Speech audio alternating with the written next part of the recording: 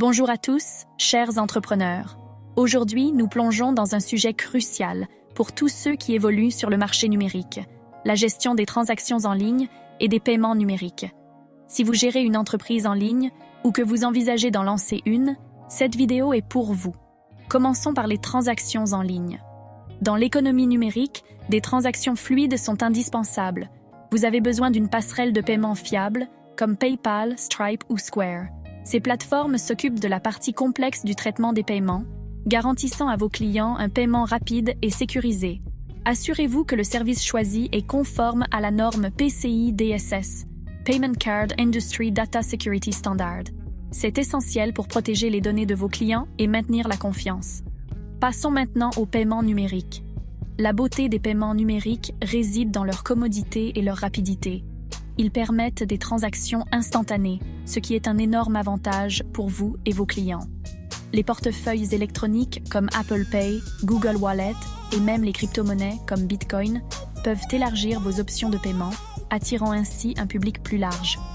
Assurez-vous simplement de rester à jour sur les dernières tendances et fonctionnalités de sécurité pour garantir des transactions sécurisées.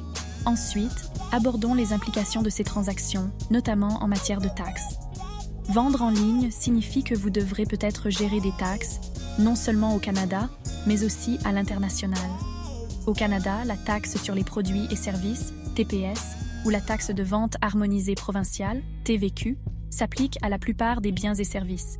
Si vous vendez à l'étranger, vous devrez comprendre les réglementations fiscales de ces régions.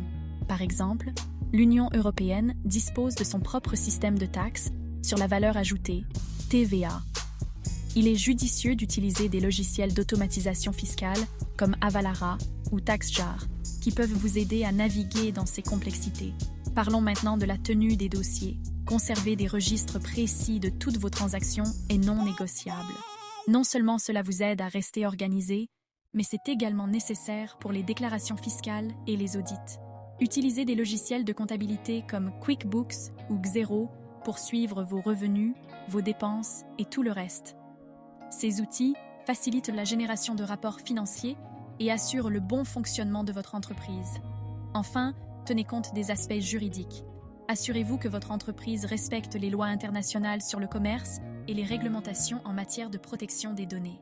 Le Règlement général sur la protection des données, RGPD, en Europe, par exemple, impose des directives strictes sur la manière dont vous pouvez collecter et utiliser les données des clients. Être conforme évite non seulement de lourdes amendes, mais renforce également la confiance de vos clients. Et voilà, la gestion des transactions en ligne et des paiements numériques peut sembler intimidante au début, mais avec les bons outils et les bonnes connaissances, c'est tout à fait gérable. Concentrez-vous sur le choix des bonnes passerelles de paiement, restez à jour sur les tendances des paiements numériques, comprenez vos obligations fiscales, tenez des registres précis et respectez les exigences légales.